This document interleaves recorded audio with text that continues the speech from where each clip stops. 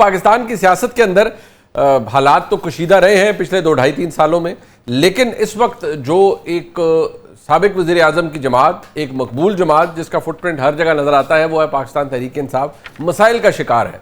और ये मसाइल अब खासे गैर रिवायती नौइयत के हो गए हैं।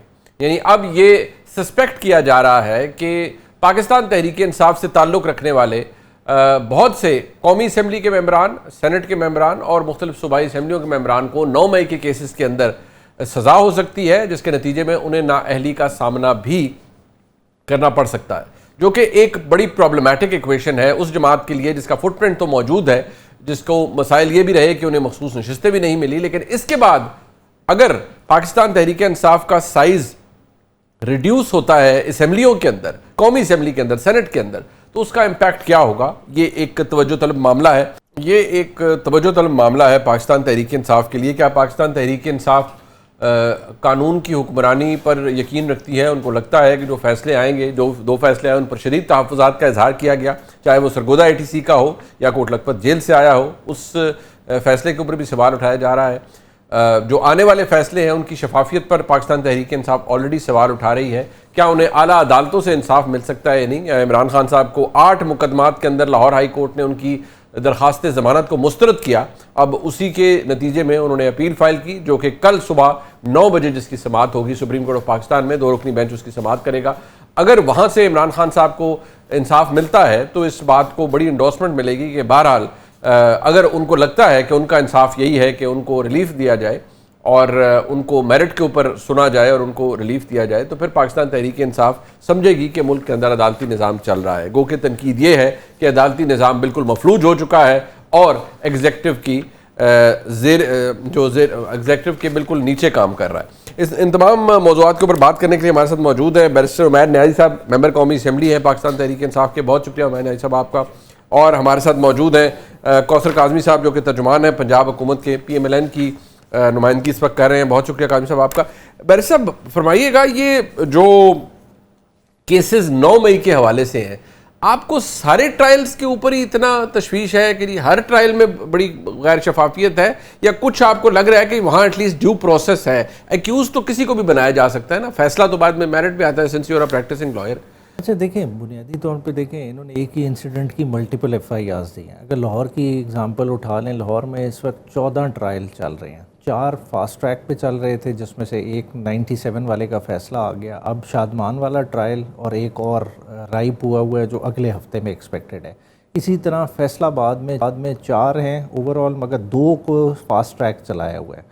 अब सरगोदा में प्राइमरीली मियाँ वाली डिस्ट्रिक्ट के ट्रायल्स चल रहे थे। 2 में ऑलरेडी तमाम अक्यूज़ की एक्विटल हो गई थी, वो एयर बेस हमला वाला केस था।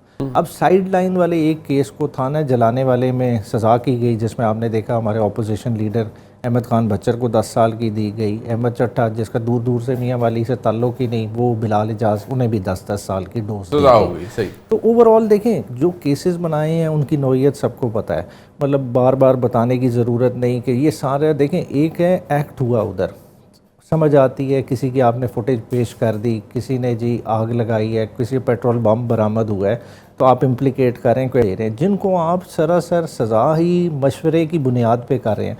और मशवरे की बुनियाद निकल किधर से रही है? वो खान साहब की मेज़ के नीचे 7 मई 2023 की वो मीटिंग का हवाला दे रहे हैं, कॉन्स्पिरेसी जो गवाह जो हसाम है, खालिद हैं, हसाम के बारे में आपको तो ज़ुबानी याद हो गए हैं वो गवाह। बिल्कुल, वो एक्सप्रेसली आया कि वो है ही छुट्टी पे और वो डिलिक्वेंट हैबिचुअल छुट्टी करने वाला है। उसके बारे में जो है ना बाकायदा रपट SHO ने रोज़नामचे में लिखी हुई और वो बाकायदा एग्जिबिट हुई, मगर फिर भी उस सारी को डिसरिगार्ड करते हुए इन्हें सारों को सज़ाएं कर दी गई। मगर है कि फिर भी देखें, सज़ाओं के बावजूद भी आज मैं कोट लखपत जेल गया हुआ था। अच्छा। डॉक्टर यास्मीन राशिद साहिबा से मुलाकात हुई, एजाज चौधरी साहब से हुई, उमर चीमा साहब से, और सारे मतलब अपने उसी तरह कंफर्ट जोन में, मतलब 10-10 साल सज़ा फेस करने के बावजूद, और आगे भी उन्हें 2 ट्रायल्स में नज़र आ रहे हैं कि सेम ट्रीटमेंट मिलेगा, मगर उनके हौसले बुलंद है। देखें, पॉलिटिकली ये चीज़ें डेटर नहीं करती। जैसा आप कह रहे हैं ना शफाफियत, ये ओवर लॉन्ग रन में इरेलेवेंट हो जाएगी। देखें 2002 में आज वापस चले जाएँ,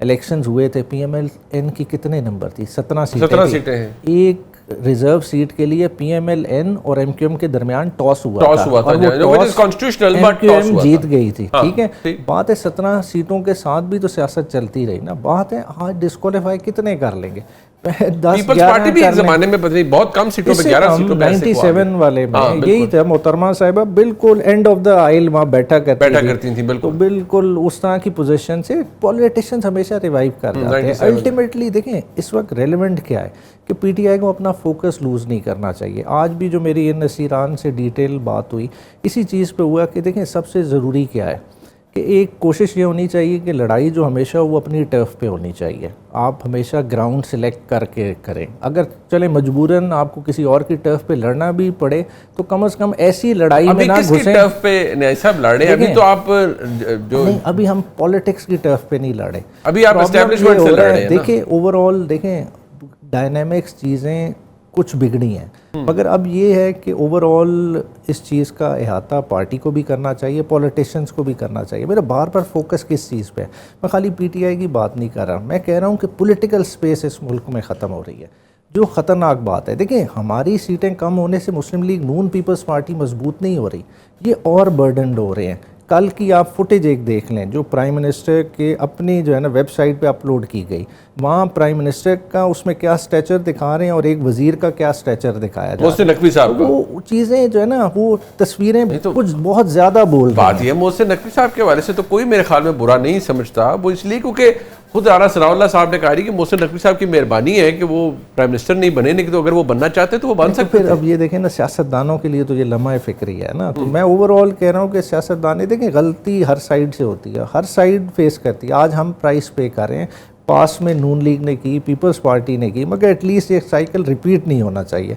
हमें कम से कम इतना रियलाइज़ कर जाना चाहिए कि ये टाइम पीटीआई का गुजरे तो कल कोई और जमात ज़ेरे अताब ना हो। लेकिन आप भी वो बसात एहतराम समझने की, सोचने समझने की सलाहियत इस्तेमाल मुकम्मल तौर पर नहीं कर रहे, आपके कायदीन नहीं कर रहे ना, वो तो लड़ाई कर रहे हैं। अब जो वो इमरान खान साहब की ट्वीट्स हैं या उनकी हमशीरा जो बाहर आके बयानात देती हैं और जिस तरह से वो फौज की क़यादत को टारगेट कर रहे हैं, उससे मसला हल तो नहीं होगा ना। ओवरऑल देखें हमारे सिस्टम में फ्लॉज हैं, हमें फ्लॉज को हाईलाइट करना चाहिए। देखें एक अब सिटिंग डिफेंस मिनिस्टर हाइब्रिड निज़ाम की तारीफ़ करे, क्या एज ए सियासतदान हमें ये चीज़ जचती है कि हम इसमें प्राइड फील करें? देखें हमें प्राइड क्या फील करनी चाहिए कि मुल्क का वज़ीर आज़म पावरफुल है, मुल्क के वज़ीर आज़म को ट्रंप बुलाए, उसको पूछे, उसके साथ मीटिंग करे। सर ये चीज़ें आज आपको आप कह रहे हैं कि ये ऐसा होना चाहिए, but fact of the matter ये है कि आपको इन चीज़ों पर कोई एतराज़ ना हो अगर आपकी अपनी हुकूमत हो। और जहाँ तक अगर मुल्क के वज़ीर दिफा का ये कहना कि हाइब्रिड निज़ाम है और बहुत अच्छा है,